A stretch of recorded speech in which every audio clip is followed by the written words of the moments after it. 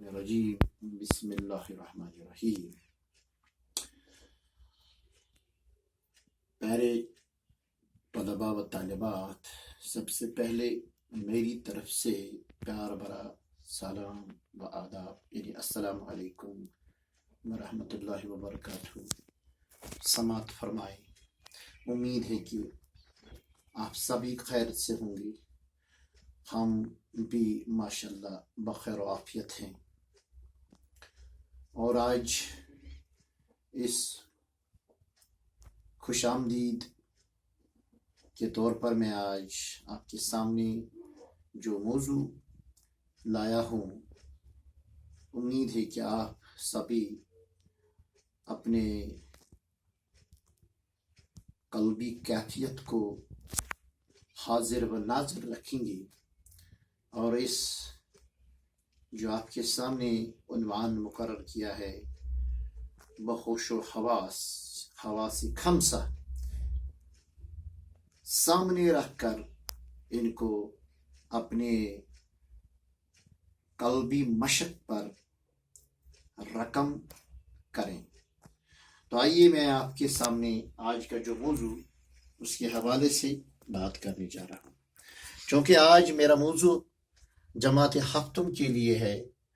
مضمون اردو اور موضوع گرامر کے موافق جو بھی چند حروف یا چند الفاظ ہمیں آج کے اسباق میں سامنے آئے ہیں، تو ہمارا یہ ذیلی موضوع یا عنوان جو آج ہمارے سامنے ہے وہ سوابق اور لواحق ہے. سب سے پہلے ہم سوابق کی تعریف اور اس کی مثالیں سمجھنے کی کوشش کریں گے، اور اس کے فوراً بعد لواحق، اس کی تعریف اور اس کی مثالیں بھی حاضر رکھیں گے. میرے عنفوانی شباب، پہلے ہم سوابق لفظ جو ہے یہ جمع ہے سابق یا سابقہ. عموماً سابقہ اس لفظ کو کہا جاتا ہے جو کسی بھی حرف مرکب کا اگلا یا ما قبل حصہ ہوا کرتا ہے. تو اس طرح ہم سوابق ان ایسے چند حروف کو کہتے ہیں جو کسی بامعنی لفظ کے شروع میں لگائے جاتے ہیں تاکہ کوئی نیا لفظ بن جائے، جس سے ہم عام طور پر سابقہ کہتے ہیں اور جس کو ہم انگلش میں پریفکس، اور اس کا سوابق کا جمع ہے پریفکسز.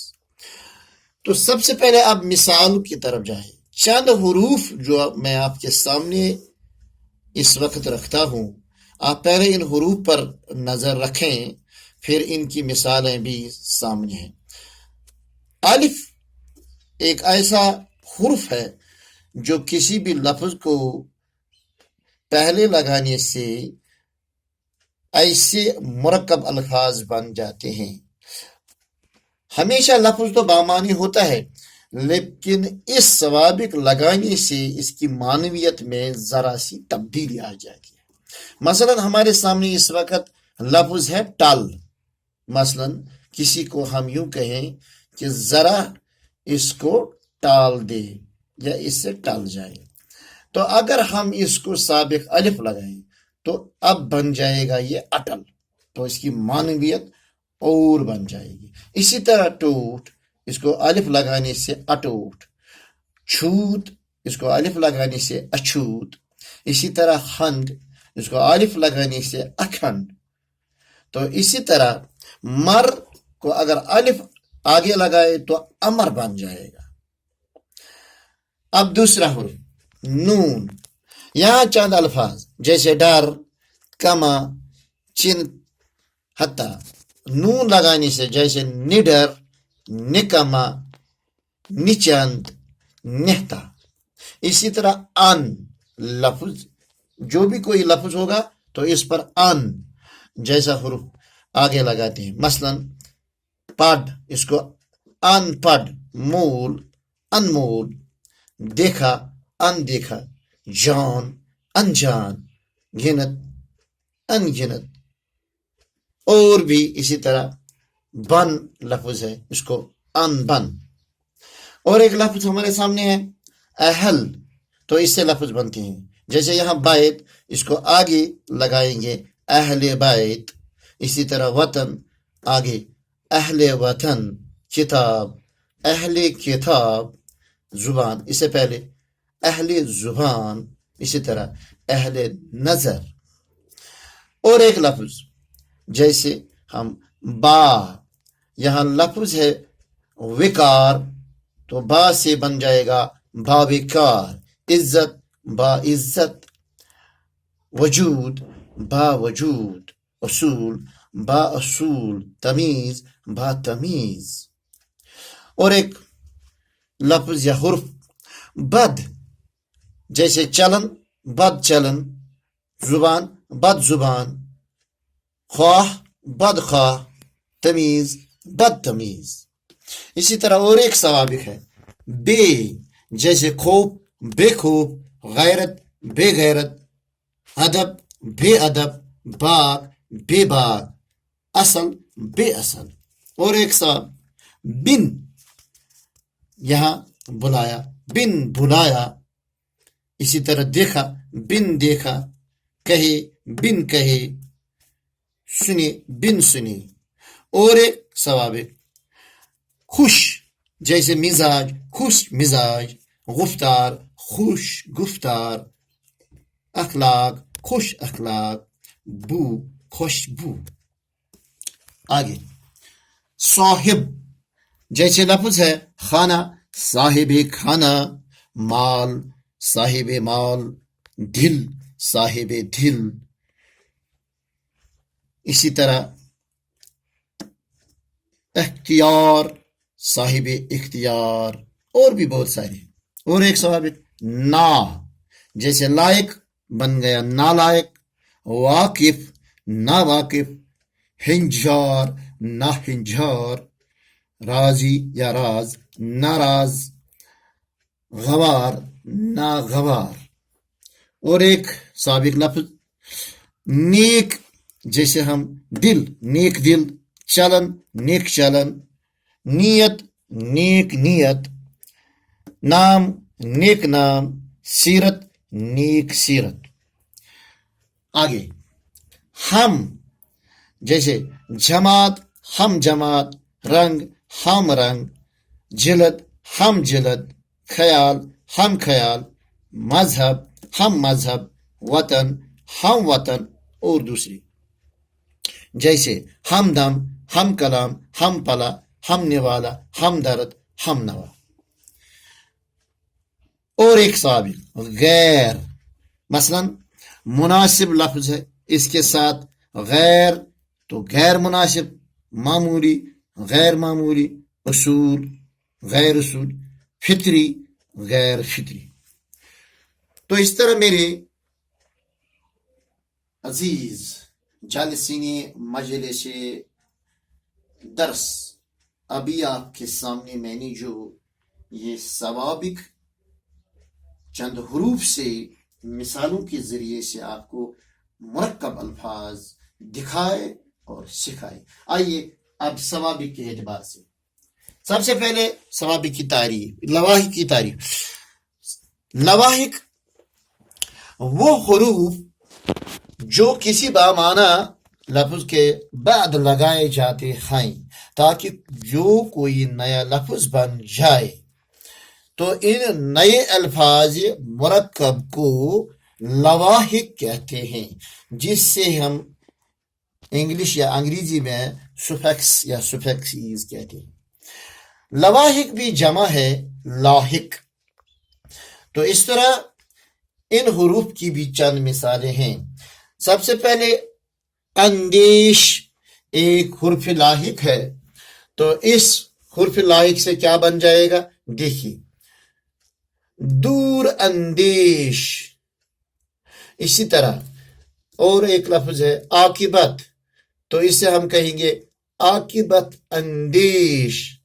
خیر خیر اندیش. کوتاہ کوتاہ اندیش. تو اس طرح یہ اندیش سے چند الفاظ ہم نے یہاں ترتیب دی ہے. اب اسی طرح ایک لاحق ہے انگیز، مثلا حیرت انگیز، وحشت انگیز، رکت انگیز، عبرت انگیز، ولولہ انگیز۔ اور ایک لاحق لفظ بان، جیسے گھلا بان، شتر بان، ریڈ بان، ٹانگا بان، پھیل بان، گاڑی بان اور دوسرے۔ اور ایک لاحق لفظ پوش، جیسے خوش پوش، پلنگ پوش، سرخ پوش، سرپوش، پاپوش، سفید پوش۔ اور ایک لفظ دان، جیسے روشن دان، قدر دان، چراغ دان، قلم دان، ریاضی دان، سائنس دان، گل دان، نمک دان، اور بھی چند ایسے حروف جو ہم عام طور پر استعمال کرتے ہیں۔ جیسے یہاں دوست، علم دوست، خدا دوست، وطن دوست، زر دوست، عیش دوست۔ اور ایک لاحق لفظ ہے ناک، جیسے افسوس ناک، حیرت ناک، درد ناک، عبرت ناک، غمناک۔ اور ایک لفظ غار، جیسے پرہیزگار، پروردگار، خدمت گار، طلب گار اور دوسرے۔ نشین، ہم نشین، ذہن نشین، گوشہ نشین، پردہ نشین، مسند نشین وغیرہ۔ اور ایک لاحق لفظ پسند، جیسے خود پسند، دل پسند، قدامت پسند، جدت پسند اور دوسرے۔ مند، اور ایک لاحق ہے جیسے دانش مند، صحت مند، دولت مند، غیرت مند، خرد مند، عقل مند، آرزو مند۔ دیکھیے اور ایک لفظ خواہ، جیسے بد خواہ، خاطر خواہ، خیر خواہ، دل خواہ۔ اور ایک سابق دار، جیسے علمدار، مالدار، جاندار، وفادار، زردار۔ تو میرے چمن کے نرم و نازک پھول، آج میں نے جو آپ کے سامنے یہ چند حروف سوابق اور لواحق کے طور پر مثالوں کے ذریعے آپ کو سمجھانے کی کوشش کی، امید ہے کہ آپ نے یہ چند حروف اپنے ذہن میں نقش کیے ہوں گے، تو انشاءاللہ جب کبھی آپ کو ایسے الفاظ کا سامنا کرنا پڑے تو امید ہے کہ آپ کو کسی قسم کا تردد محسوس نہیں ہوگا۔ تو آج اتنا ہی کافی۔ تو جب تک ہم پھر آپ کے سامنے کوئی نئی نعمت لے کر لائیں گے، تو جب تک کے لیے رخصت، خدا حافظ، شکریہ۔